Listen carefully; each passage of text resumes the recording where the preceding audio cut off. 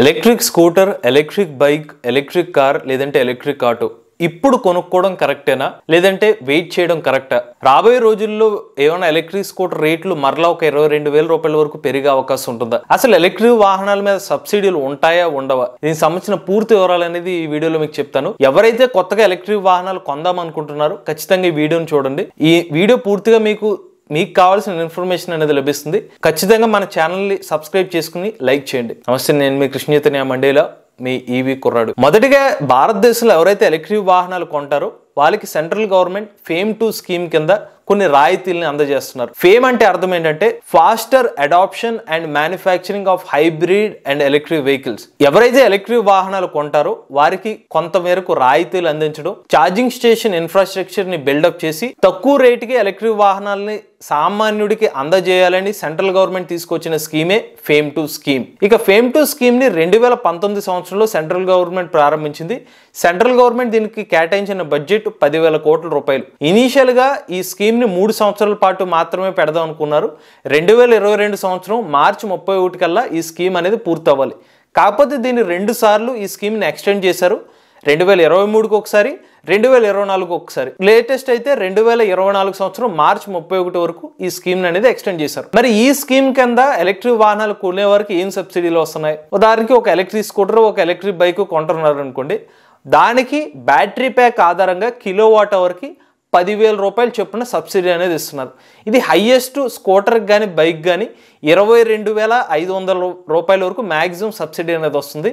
అదే మనకి ఎలక్ట్రిక్ ఆటోలు కొనే వాళ్ళకైతే బ్యాటరీ ప్యాక్ ఆధారంగా దాదాపుగా 50,000 రూపాయల నుంచి 1,00,000 రూపాయల వరకు సబ్సిడీ ఇస్తున్నారు. ఇక కార్ల విషయానికి వస్తే బ్యాటరీ ప్యాక్ ఆధారంగానే 1,50,000 రూపాయల నుండి 3,00,000 రూపాయల వరకు కూడా సబ్సిడీ అనేది అందజేస్తున్నారు. 2023 సంవత్సరం వరకు కూడా ఫేమ్ 2 స్కీమ్ కి 10,000 కోట్ల రూపాయల బడ్జెట్ గా ఉంది.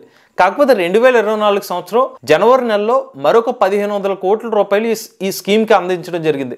దానికి తోడుగా తాజాగా మనకి ఫిబ్రవరి 1వ తారీఖున ఇంటర్మ్ బడ్జెట్ లో మరికొంత అమౌంట్ అనేది ఈ సబ్సిడీకి యాడ్ చేశారు. 2,671 కోట్ల రూపాయలు. అంటే ఓవరాల్ గా 4,171 కోట్ల రూపాయలు మరలా అడిషనల్ గా యాడ్ చేసి ప్రస్తుతం ఫేమ్ 2 స్కీమ్ కింద 14,171 కోట్ల రూపాయలు అనేది సెంట్రల్ గవర్నమెంట్ దీనికోసం కేటాయించిన మొత్తం ఫండ్. ఇప్పుడు తాజాగా వస్తున్న వార్త ఏంటంటే ఈ ఫేమ్ 2 స్కీమ్ కి కేటాయించిన ఫండ్స్ ఏదైతే ఉన్నాయో ఆ ఫండ్స్ ఎప్పటి వరకు అయితే ఉంటాయో, అంటే ఆ ఫండ్స్ పూర్తిగా ఉపయోగించే వరకు ఈ స్కీమ్ అనేది కొనసాగిస్తాము అని గవర్నమెంట్ చెప్తుంది. లేదంటే మార్చి 31వ తారీఖు ఈ రెండిట్లో ఏదైనా జరగచ్చు. మార్చి 31 వరకు అయినా స్కీమ్ ఉంటుంది. ఈ లోపల గనక ఏదైతే డబ్బులు కేటాయించారో ఈ స్కీమ్కి ఆ డబ్బులు ఇంకా అలాగే ఉంటే కనుక దాన్ని మరి పొడిగించే అవకాశం అయితే ఉంటుందని చెప్తున్నారు. కానీ ఫేమ్ 2 తర్వాత ఫేమ్ 3 స్కీమ్ వస్తుంది అనేది మాత్రం ఎక్కడైతే మనకు అందిన న్యూస్ రిపోర్ట్స్ ఏదైతే ఉన్నాయో ఆన్లైన్లో కొన్ని రెప్యూటెడ్ వెబ్సైట్స్లో అయితే మాత్రం ఎక్కడైతే ఇన్ఫర్మేషన్ ఇవ్వలేదు. ఇప్పుడు ఈ పర్టికులర్ న్యూస్ చూసిన తర్వాత మనకి 3 ప్రశ్నలు ఉన్నాయి. ఒకటి, సెంట్రల్ గవర్నమెంట్ ఇస్తున్న సబ్సిడీని తీసేస్తారా, సబ్సిడీని పెంచుతారా, లేకపోతే సబ్సిడీని ఇలాగే కొనసాగిస్తారా? ఈ 3 ప్రశ్నలకి మన సమాధానాలు ఇప్పుడు చూద్దాం. మొదటిది, ఒకవేళ ఎలక్ట్రిక్ స్కూటర్లు, ఎలక్ట్రిక్ బైకులకి ఇస్తున్న సబ్సిడీని తొలగిస్తే ఏమవుతుంది? మీరు సరిగ్గా గమనించినట్లయితే 2023 సంవత్సరం జూన్ నెలలో సెంట్రల్ గవర్నమెంట్ బ్యాటరీ ప్యాక్ కి 15,000 రూపాయలకి సబ్సిడీ ఇచ్చేది. బట్ జూన్ నెలలో ఏం చేశారు? 10,000 రూపాయలు తగ్గించేసింది. అటువంటి టైంలో ఒక ఎలక్ట్రిక్ స్కూటర్ కి 60,000 రూపాయలు వచ్చే సబ్సిడీ 20,000 రూపాయలు పడిపోయింది. ఆ టైంలో ఎలక్ట్రిక్ స్కూటర్ కంపెనీలు ఎవరు కూడా 40,000 రూపాయలు సబ్సిడీ తగ్గిపోయింది కాబట్టి ఆ 40,000 రూపాయలు ఆ ఎలక్ట్రిక్ స్కూటర్ రేటు మీద అయితే పెంచలేదు. కంపెనీలు ఒక 10,000 రూపాయలు, 15,000 రూపాయల వరకు మాత్రమే పెంచాయి. అంటే సబ్సిడీ తొలగించినా కూడా ఏదైతే సబ్సిడీ రేటు ఉందో ఆ రేటు మొత్తం అయితే మాత్రం రేట్ అనేది పెరిగే అవకాశం లేదండి. కొంత మేరకు అమౌంట్ పెరిగే అవకాశం ఉంటుంది. ఉదాహరణకి ఒక 22,500 రూపాయలు ఒక ఎలక్ట్రిక్ స్కూటర్ మ్యాక్సిమం సబ్సిడీ వస్తుంది ఈ రోజుల్లో. అది టీవీఎస్ కానీ, బజాజ్కి కానీ, ఓలా వంటి ఎలక్ట్రిక్ స్కూటర్లకి ఆ బ్యాటరీ ప్యాక్ కెపాసిటీ ఆధారంగా 18,000 రూపాయల నుండి 22,000 రూపాయల వరకు కూడా సబ్సిడీ వస్తుంది. ఇప్పుడు ఇన్ కేస్ ఈ సబ్సిడీ తొలగిస్తే ఏమవుతుందంటే ఇమీడియట్గా 22,500 రూపాయల వరకు అనేది సబ్సిడీ రేట్ అనేది పెరిగే అవకాశం ఉండదు. మేబీ ఒక 10,000 రూపాయలు పెరగచ్చు. కొన్ని కంపెనీస్ ఏంటంటే అది ఆ సబ్సిడీ తొలగించినా కూడా రేటు పెంచకుండా అదే ప్రైస్ కూడా అమ్మే అవకాశం ఉంటుంది. ఇక రెండో ప్రశ్న, కొంతమంది ఏమనుకుంటున్నారంటే రాబోయే రోజుల్లో ఎలక్ట్రిక్ వాహనాల రేట్లు మరింత తగ్గుతాయి, సెంట్రల్ గవర్నమెంట్ సబ్సిడీ మరింత పెంచుతుంది అని అంటున్నారు. దీన్ని కూడా చూద్దాం. ఇప్పటికైతే ఇప్పుడున్న పాసిబిలిటీ చూస్తే మాత్రం ఎలక్ట్రిక్ 2 వీలర్స్ కానీ ఎలక్ట్రిక్ స్కూటర్స్ కానీ బైక్స్ కానీ ఇచ్చే సబ్సిడీ మాత్రం ప్రభుత్వం అయితే మరలా పెంచే అవకాశం అయితే లేదు. దానికి ఉదాహరణ మీకు చెప్తాను. మీరు సరిగ్గా గమనించినట్లయితే 2023 సంవత్సరం జూన్ నెలలో సెంట్రల్ గవర్నమెంట్ ఎలక్ట్రిక్ 2 వీలర్స్ ఇచ్చిన సబ్సిడీని తగ్గించేసింది కదా. జనవరి నుంచి జూన్ వరకు 2023 సంవత్సరంలో 3,79,000 ఎలక్ట్రిక్ స్కూటర్స్ కానీ ఎలక్ట్రిక్ బైక్స్ కానీ అమ్ముడుపోయాయి. ఎప్పుడు సెంట్రల్ గవర్నమెంట్ సబ్సిడీని తొలగించే నెల వరకు ముందు వరకు అంటే జనవరి నుండి ఏప్రిల్ వరకు 3,79,000 ఎలక్ట్రిక్ స్కూటర్స్ అమ్ముడుపోయాయి. ఎప్పుడైతే జూన్ నెలలో సెంట్రల్ గవర్నమెంట్ సబ్సిడీ తొలగించిందో ఆ నెలలో 46,000 ఎలక్ట్రిక్ స్కూటర్లు మాత్రమే అమ్ముడుపోయాయి. ఇప్పుడు మీరు లాజిక్ ఆలోచించండి. సెంట్రల్ గవర్నమెంట్ జూన్ నెల నుంచి రేట్లు సబ్సిడీ తగ్గించేసింది కాబట్టి జూలై నుంచి డిసెంబర్ వరకు అమ్మకాలు తగ్గిపోవాలి కదా.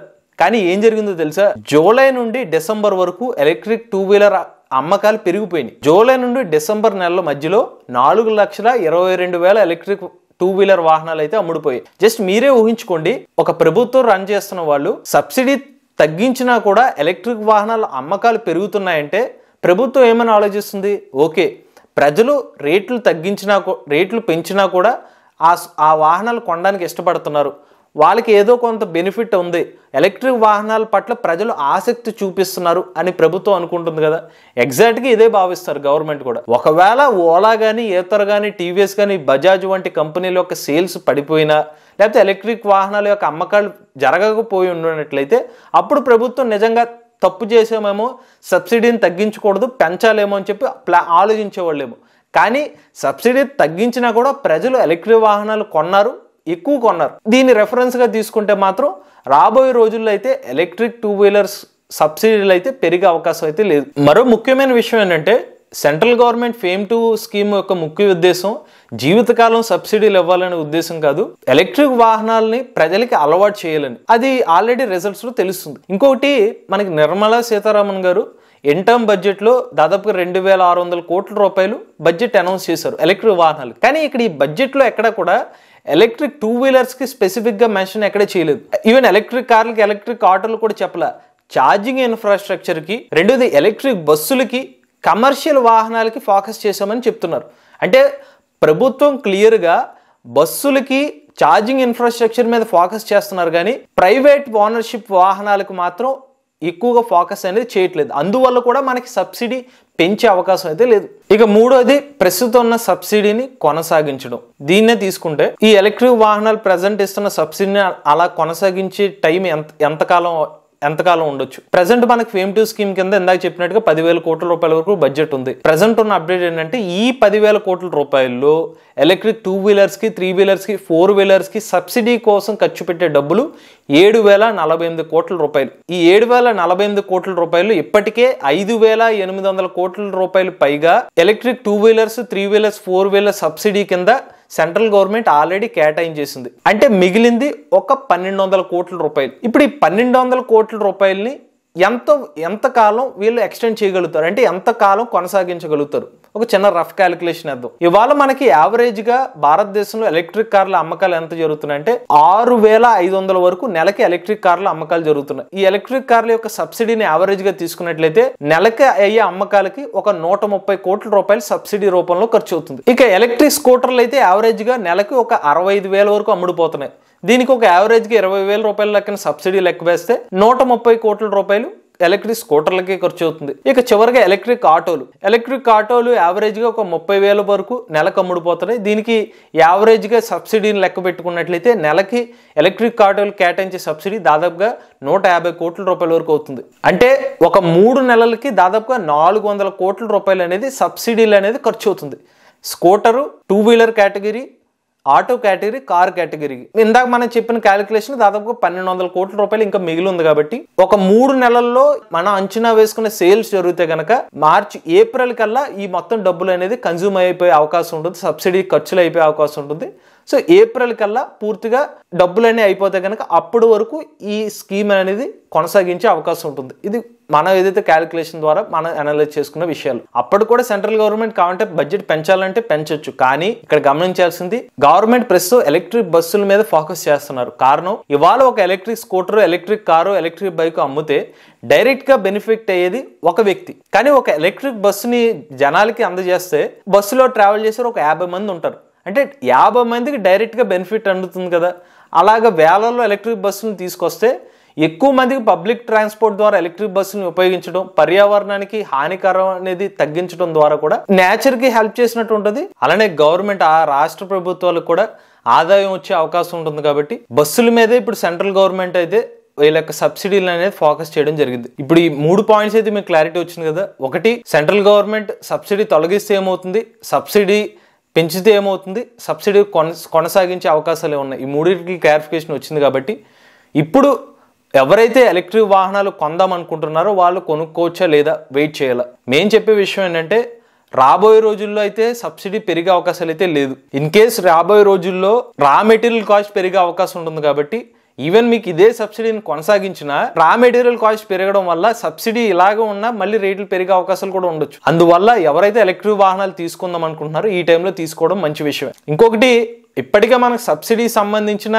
Highest subsidy చూసేసాం. ఎలక్ట్రిక్ 2 వీలర్స్ 60,000 వచ్చిన రోజులు ఉన్నాయి. ఇప్పుడు మనం పీక్ స్టేజ్ నుంచి లో స్టేజ్కి వచ్చేసి 22,500 రూపాయల వరకు మాత్రమే సబ్సిడీ ఇస్తున్నారు. దీనికన్నా మినిమం వెళ్ళే ఎక్స్పెక్ట్ చేయొచ్చేమో కానీ మళ్ళీ హై వెళ్ళే అవకాశం లేదు. కాబట్టి ఎవరైతే వెయిట్ చేస్తున్నానో మళ్ళీ ఇంకా సబ్సిడీ పెరుగుతుందేమో, తగ్గుతుందేమో రేట్లు అనే కాన్సెప్ట్ లో ఉన్న వాళ్ళు మాత్రం రియాలిటీలో చూసుకోండి. ఇప్పుడున్న టైంలో మాత్రం ఈ టైం మంచిదే. మీకు ఎలక్ట్రిక్ వాహనాలు తీసుకుందాం అనుకున్న వాళ్ళు మీకు ఇప్పటిదాకా చెప్పిన కారణాలు మీరు ఆధారంగా తీసుకోవచ్చు. ఇది ఎలక్ట్రిక్ వాహనాలకు సంబంధించిన సబ్సిడీ సంబంధించిన పూర్తి వివరాలు. మీరు కూడా ఎవరైనా ఎలక్ట్రిక్ వెహికల్ ఉపయోగించినట్లయితే మీ ఓనర్షిప్ రివ్యూని మాతో షేర్ చేద్దాం అనుకున్నట్లయితే స్క్రీన్ మీద కనిపించే నెంబర్కి వాట్సాప్ చేయండి, నేను డిస్క్రిప్షన్ ఫామ్ లింక్ ని ఫిల్ చేయండి. ఈ వీడియో కనుక మీకు నచ్చినట్లయితే ఈవీ కొరాడి ఛానల్ సబ్స్క్రైబ్ చేసుకోండి. రివ్యూస్ కోసం EV Koradi reviews channel, automobile convenience కోసం ఎంవీఎస్ ఆటో తెలుగు ఛానల్, ఏ కన్వీనియన్స్ కోసం ఏ తెలుగు ఛానల్ సబ్స్క్రైబ్ చేసుకోండి. Charge the nature, drive the future.